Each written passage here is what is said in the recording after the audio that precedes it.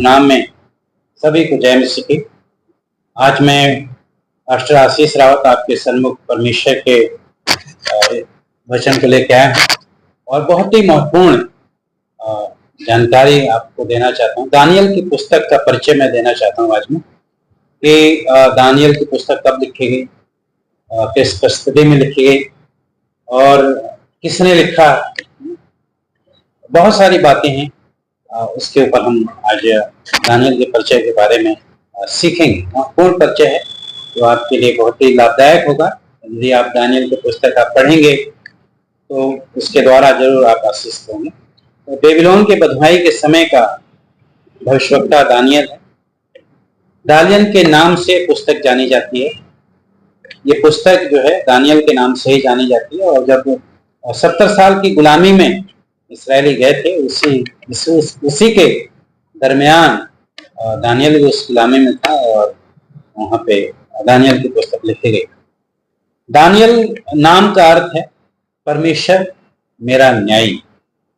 Daniel का जो नाम है उसका अर्थ है, उसका मतलब है कि परमेश्वर मेरा न्यायी।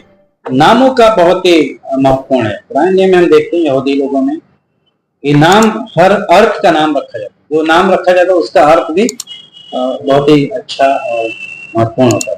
तो दानियल के नाम का अर्थ है परमेश्वर मेरा न्यायी है। परमेश्वर न्यायी है। 12 अध्याय इसमें है। दानियल की पुस्तक में 12 अध्याय हैं। 9 अध्याय दानियल के दर्शन प्राप्त हुए लिखे गए, जिसमें से 9 अध्याय हैं जिसमें दानियल ने दर्शन प्राप्त किया और दर्शन के बारे में लिखा है दानियल के बारे में। और इसका लिखने का जो पुस्तक, ये समय जो लिखने का जो समय था वो ईस्वी 550 के दरमियान बेबीलोन में लिखी गई। जब दानियल बंधुआई में था, सारे इसराइली जो 70 साल की गुलामी में गए थे। गुलामी में क्यों गए थे? क्योंकि उन्होंने पाप किया, परमेश्वर की आज्ञा का उल्लंघन किया, परमेश्वर उनको गुलामी में ले गए। और उसी दरमियान ये लिखी गई पुस्तक बेबीलोन में लिखी गई। और इसका लेखक जो है होने की पुष्टि की गई है कि दानियल ही ने इसे लिखा है। दानियल जब हम पढ़ते हैं 8 अध्याय उसके 15 पद में है, फिर 27 पद में है। 9 अध्याय पढ़ते हैं उसके 2 पद में है, और फिर 10 अध्याय के 2 और 9 7 पद में, और 12 अध्याय उसके 4 और 5 पद में ये पुष्टि करता है कि ये जो पुस्तक है दानियल की जो पुस्तक है वो दानियल ने स्वयं लिखा है। और यीशु मसीह भी दानियल की पुष्टि करते हैं। जब मत्ती रचित सुसमाचार हम 24 अध्याय उसका 15 पद पढ़ते हैं तो यीशु मसीह ने वहां पे दानियल के बारे में जिक्र किया है कि हर एक उड़ने वाली वस्तु के बारे में, दानियल के बारे में वहां पे। नबूकदनेस्सर की बंधुआई में जो लोग गए थे उनमें से दानियल भी वहां पहुंचा था। नबूकदनेस्सर ही था जो इसराइलियों पे चढ़ाई किया और उन्हें 70 साल की गुलामी में लेके चला गया। क्यों गुलामी में लेके चला गया?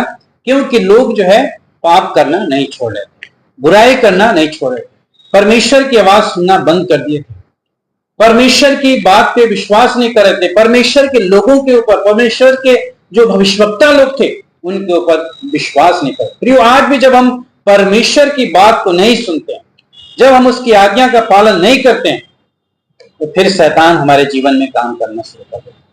फिर आप शैतान की गुलामी में चले जाते हैं। वो पाप में ले गिरा देता है। इसलिए बहुत जरूरी है कि हम परमेश्वर की धीमी से धीमी आवाज को सुनने के लिए तत्पर हैं, उसकी आज्ञा का पालन करें। और इस तरह इसराइली जो है 70 साल गुलामी में गए और दानियल ने उस गुलामी के दौरान जो है दानियल की पुस्तक को लिखा। और वहां पे 3 वर्ष जो है राजभवन में दानियल का प्रशिक्षण होता है। जब हम पहले अध्याय में पढ़ते हैं, प्रशिक्षण दी गया, सब कुछ उसे सिखाया गया। राजमहल में रहा, राजभवन में रहा, 3 वर्ष तक दानियल जो है वहां पे रहा। दानियल को वहां पे एक नया नाम दिया गया, बेलतशस्सर। उसका अर्थ है बेल जीवन की रक्षा करेगा। एक वहां पे नया नाम दिया गया। और वहां पे लिखा है कि दानियल लगभग 85 या उससे अधिक वर्ष तक जीवित रहा। और जब बेबीलोन में था और बेबीलोन की उस गुलामी के दौरान ही उसने ये पत्र लिखा। वहां पे अच्छे पोजीशन पे था, अच्छा अधिकारी था। जैसे हम पिछले दिनों में देखते हैं कि पिछले दिनों में देखा हमने कि वो अधिपतियों के ऊपर एक बड़ा अधिकारी था, भंडारी लेखा जोखा रखने वाला था, और परमेश्वर के सर्वोच्च अधिकार की घोषणा करने वाला दानियल की भविष्यवाणी है, जो पुराने नियम का प्रकाशित वाक्य कहा जाता है। ये पुराने नियम की क्या है? प्रकाशित वाक्य। यदि प्रकाशित वाक्य जो हम नए नियम में पढ़ते हैं तो उसे समझने के लिए हमें दानियल की पुस्तक पढ़ना पड़ेगा, तब जाके हमें दानियल की पुस्तक को हम समझ सकते हैं।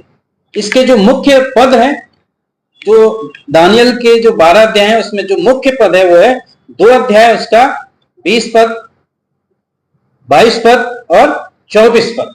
इसमें बहुत ही ये मुख्य पद हैं, इस पुस्तक का जो है मुख्य पद है। और इसमें मसीह के बारे में दर्शाया गया, यीशु मसीह के बारे में बताया गया है। तो चूर चूर करने वाला पत्थर है, चूर चूर करने वाला पत्थर है, चूर चूर। प्रभु यीशु मसीह ने कहा मैं इस चट्टान पे कलीसिया बनाऊंगा। जब हम आगे मत्ती में पढ़ते हैं वो चट्टान, वो पत्थर, वहां पे यीशु मसीह के बारे में दिखाया गया है। ये 27वीं पुस्तक है, बाइबल की 27वीं पुस्तक है। 12 अध्याय है, 356 इसमें पद है, 356 इसके अंदर पद पाए जाते हैं। बहुत सारे प्रसन्न हैं, भविष्यवाणियां हैं इसके बारे में। तो ये आपको मैंने संक्षेप में जो है दानियल के पुस्तक का एक महत्वपूर्ण परिचय दिया है।